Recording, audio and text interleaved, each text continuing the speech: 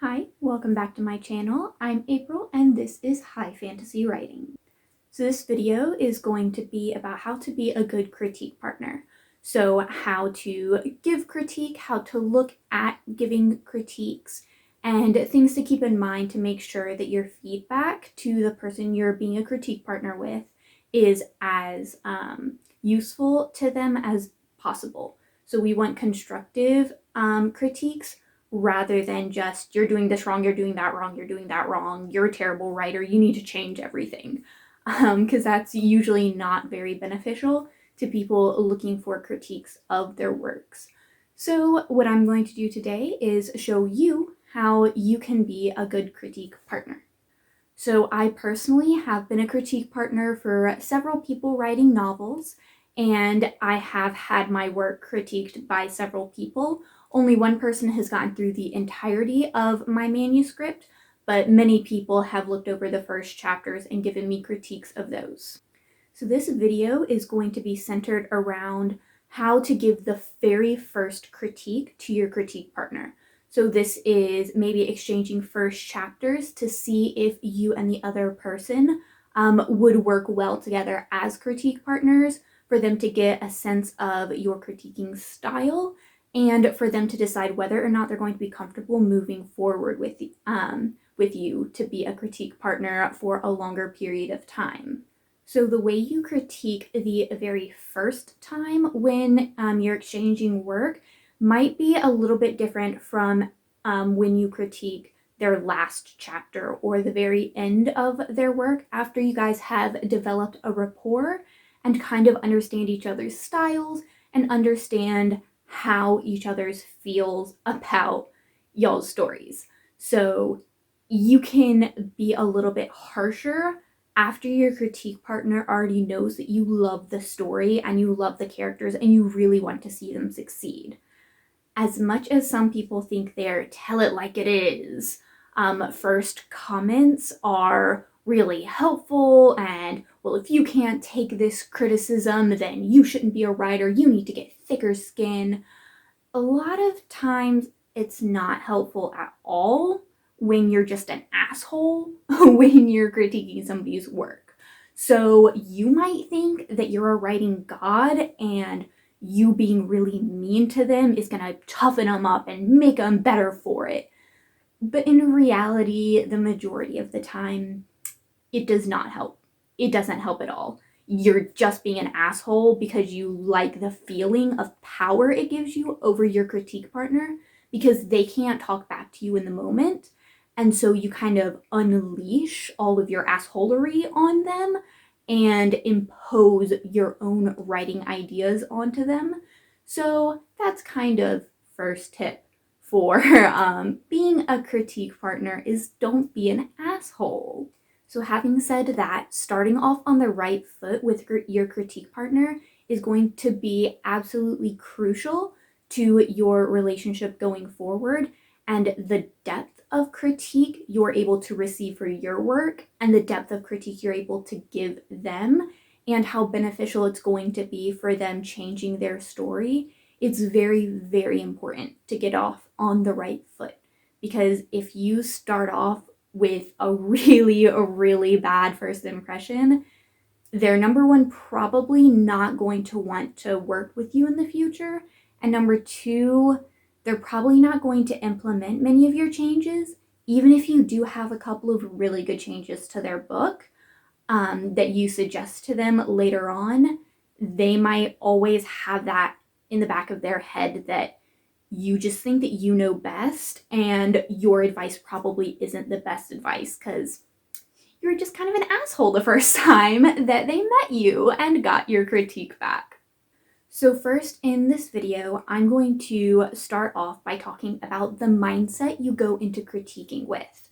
So going into critiques can be very nerve-wracking on both sides, because they are accepting criticism of their work that they've probably put days, months, possibly even years into. So they are very connected to this work, and putting that out into the world to have somebody tell you everything that's wrong with it can be extremely, really nerve-wracking, anxiety-inducing. Some people can shut down during this section of the writing process because they're just too close to their work, or they're too insecure about how good of a writer they are, and so they just shut down and they don't let anyone see their work.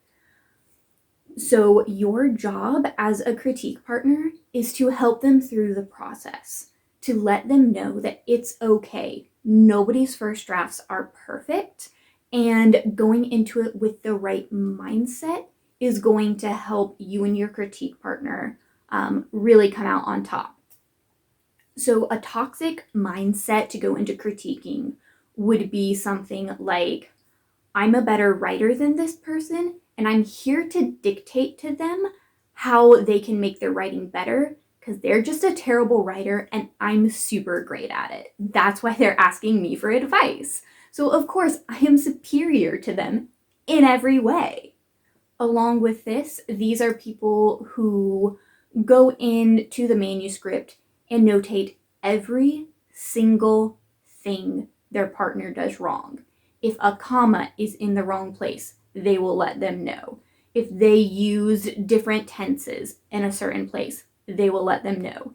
If there is a typo, they will let them know.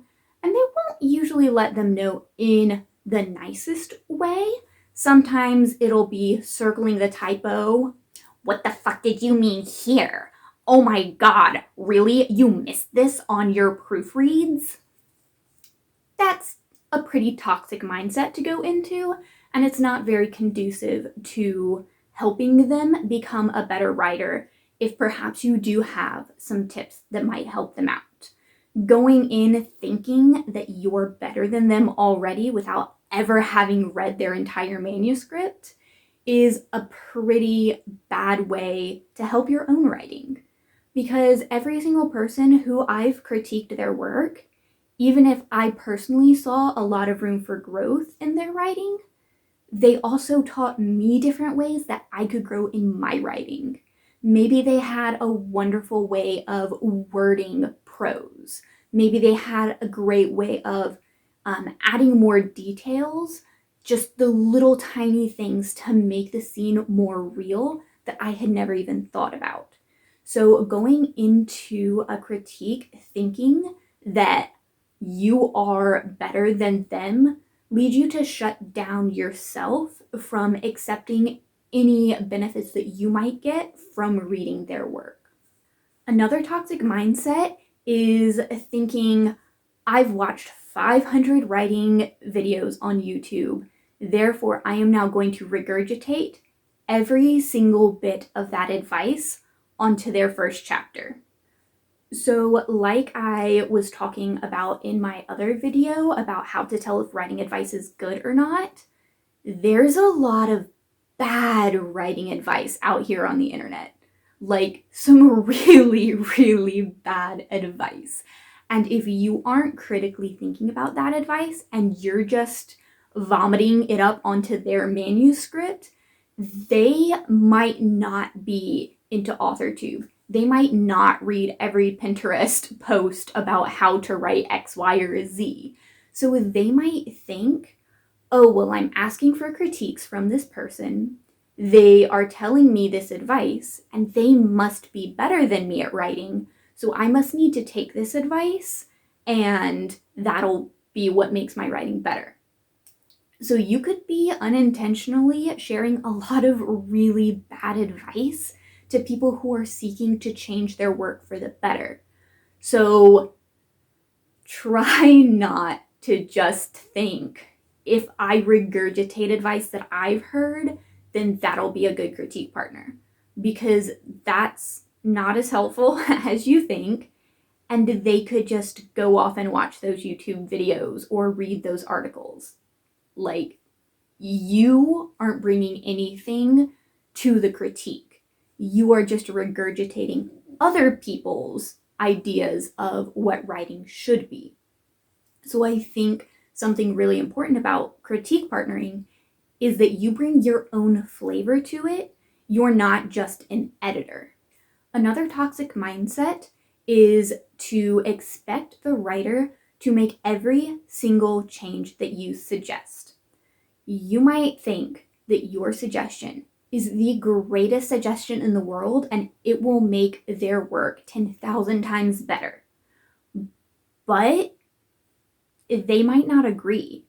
Because again, we're mostly talking about the first chapter or first section of the manuscript, and the change that you're suggesting could be absolutely antithetical to the themes that are explored in the story. So you don't know the whole picture yet. You don't know everything about the characters that might be revealed later. You don't know everything about the setting, about the plot, about the world. So just because you think that somebody needs to change X, Y, or Z about their work doesn't mean that they're going to, and that's okay. Your job is not to dictate to them how to write, it's for you to give them suggestions, to possibly give them more than one suggestion instead of just saying, you need to change this to that. You can go more into depth because giving them a couple of options and explaining what each option would change in the story and how that would affect the larger picture of the story, instead of thinking, oh, so I told you in chapter 1 to change the person's hair color to brown, and I get to chapter 2, and their hair color is still blue? That's unacceptable. And so now I'm going to circle every single time they say that the character has blue hair and write it should be brown. That's a very toxic mindset to have as a critique partner. Another toxic mindset that you could have going into a critique is to already know that you don't like the genre that the person is writing in and think, you know what? I'm going to go in and I'm going to critique their work and I'm going to actually make this genre good. I'm going to fundamentally change this genre because I don't like it. So this person who's asking for a critique, I'm going to tell them to change the genre of the book. No. If you already know that you don't like the genre, pointing out every single hallmark of said genre in their manuscript and saying, you need to change this, you need to change this, this is boring, this is weird, this is unbelievable. It's not productive advice. It's a very toxic mindset, and you're never going to branch out and perhaps discover things about other genres that you might like because you're already going in thinking, I don't like this genre. And my intention is to shit on them because they do like this genre and they've written in it. And now they're asking my advice. So I'm gonna be really mean about it. If you have somebody you're talking to thinking about being critique partners and they let you know the genre of their story, think about if you even like that genre. And if you don't, maybe just let them know, hey, I don't think that I'm the target audience for this book, and I don't think I'm going to be able to give you very helpful advice to make your book the greatest it can be, because I'm just not into the genre. So now we are thankfully done with the toxic mindsets to go into critique partnering with, and we're on to the helpful mindsets to go into critique partnering with. So a helpful mindset to go into critiquing could be, I'm going to think about all of the tools that I have learned that have helped me in my writing and see how I can describe these tools to my critique partner within their manuscript. So say you see an issue in their work that you've also seen in your own, and you figured out a way to overcome that issue. So maybe there's too much dialogue and you can't figure out how to not have your scene just talking heads. But then you do figure it out. You figure out, say, perhaps always have the character be doing something as they're talking, or have some internal dialogue, or make sure that each character has a distinctive voice so you always know who's talking, even if there are no dialogue tags. Things like that that you can then share with your critique partner is a lot more helpful than just saying you need to make your characters do something while they're having dialogue, with no explanation as to why, no explanation of how to use that going forward, and looking to have them look in their manuscript forward and be able to resolve some of these things on their own rather than you just being there to point it out to them. Another really helpful mindset to have is to think about how this writer is challenging your own writing style or your own views on writing. So I'm a very strong believer that every single piece of media or art that you consume can teach you something about writing your own works. So always keep in mind when you're reading that they probably know something about writing that you don't, and you need to look out for ways to make your own writing better through their writing. Because just because they're asking you to critique their writing doesn't mean their writing has no value, doesn't have any benefit. It doesn't mean it's not good writing. It just, obviously, like everyone's writing does, needs a second pair of eyes to take a look at it and make it the best it can be. So going into it already knowing that this is probably a really great piece of work that will give you something new to think about in your own writing, instead of thinking of it as they know that their writing is bad and they're coming to me for help. Instead of that mindset, have the mindset of, this is probably going to help me in my writing, and I'm probably going to learn something when I read their work.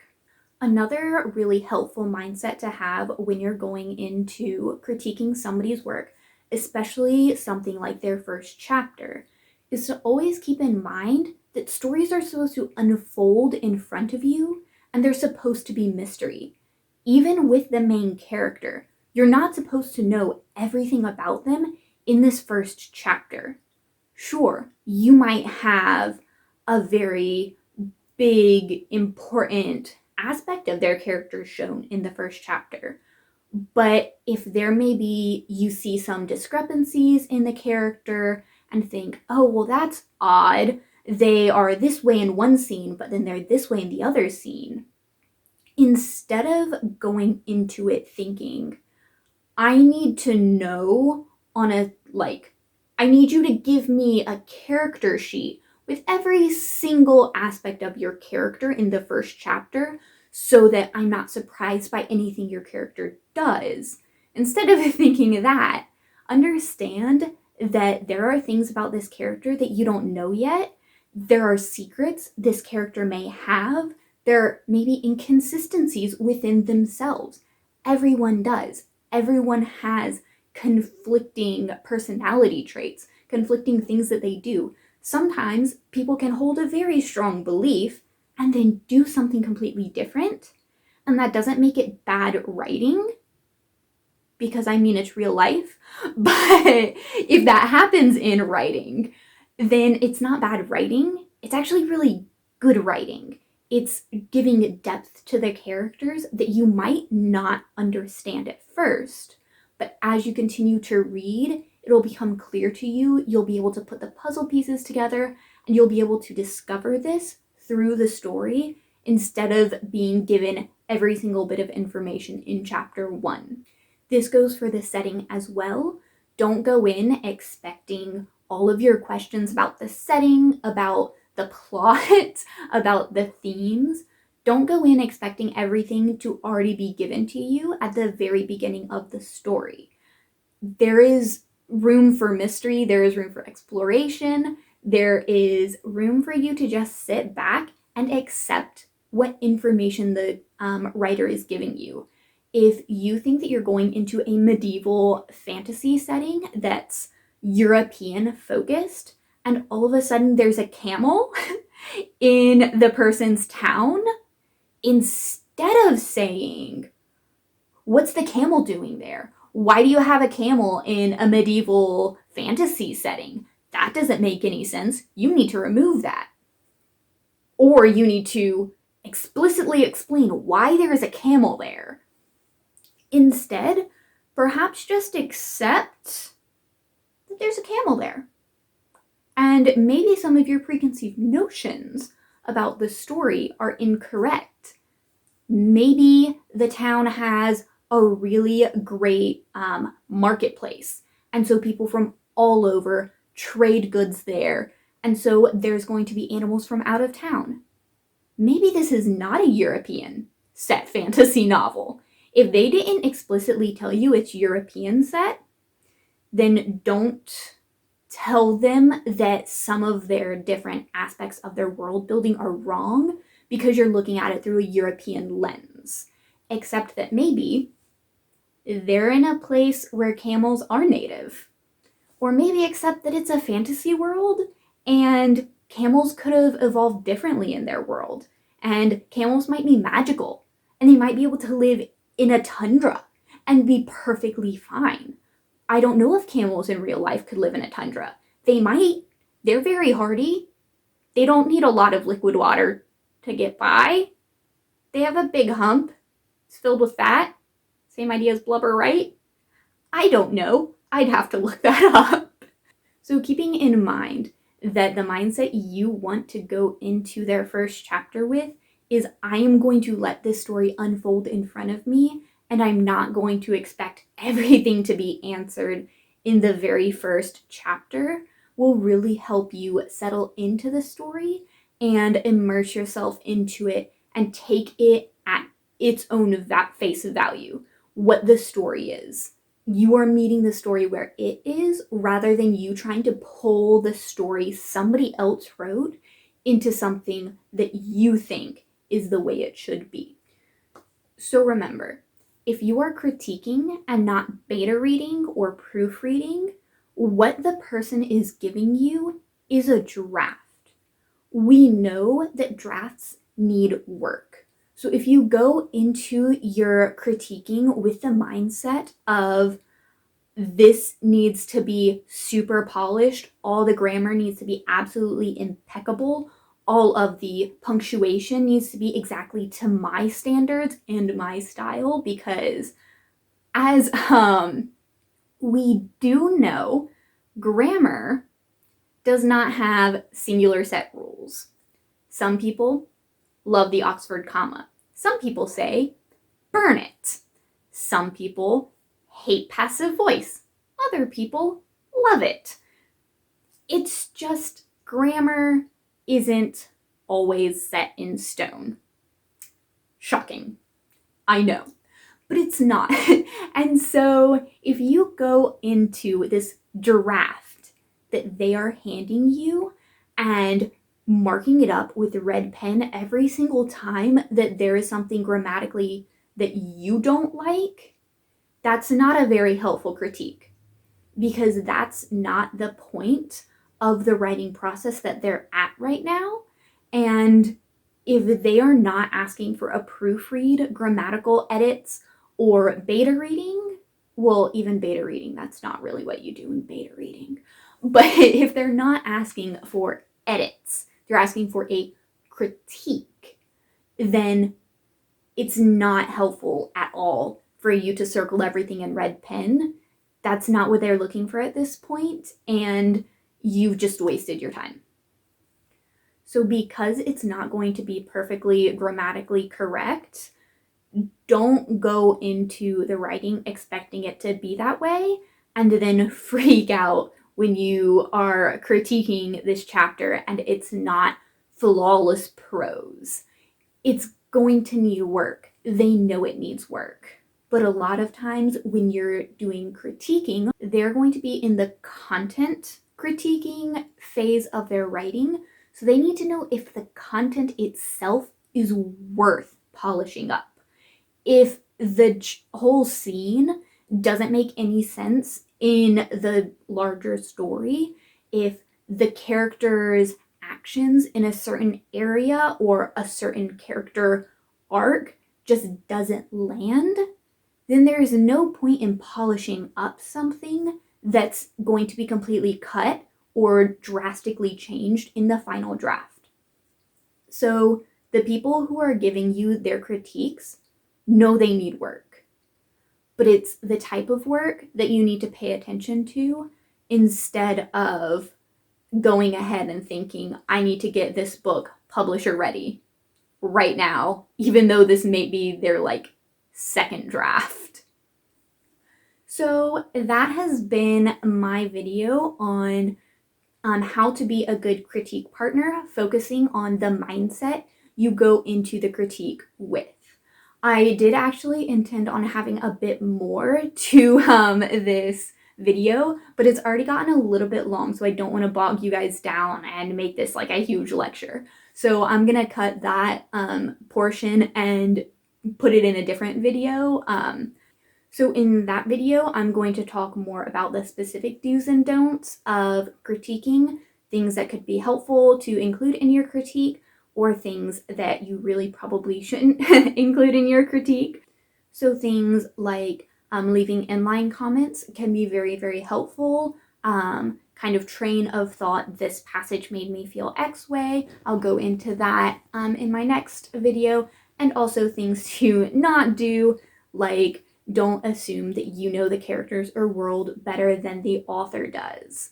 So you can look forward to that sometime in the future in my next video as I continue my little series on critiquing and how to be a good critique partner. All right, thank you so much for stopping by. Again, my name is April. This is High Fantasy Writing. If you liked the video and thought that there was some good advice in here, please give it a thumbs up and possibly leave a comment down below if you feel so moved. It does help my videos get seen more. I know you've probably heard that a million times from a million different YouTubers, but YouTube does run on an algorithm and only recommends videos to other people who haven't seen them if there is good engagement on the video. So YouTube knows that it's a good video that people like. So hopefully that you did like that, and you can also consider subscribing because I do plan on regularly uploading. I'm shooting for 2 videos a month on writing, but that might change. As you can see, I've had a lot more content than I was able to fit into this one video. So maybe I'll be able to put out more content than I initially was expecting. I have a second YouTube channel that I post on weekly, which is actually an ambiance channel, High Fantasy Ambiance, where it's just little no-talking videos that are kind of to put you in the mood of relaxation or helping you focus on writing or reading or your project or whatever you're working on. It's just nice little background music. Things like that really help me when I'm writing because I can't listen to anything with too much, nothing with words. I can't listen to anything with words. And anything that has too much excitement going on, like as much as I love the Lord of the Rings soundtrack, sometimes I get too immersed in something like a soundtrack to be able to write my own story. So ambience videos really help me out as background noise that sound very nice and soothing, but don't kind of get you hyped for the Battle of Helm's Deep. So again, thank you so much for checking this video out, and I do hope to see you in my next video. All right, goodbye and happy autumn.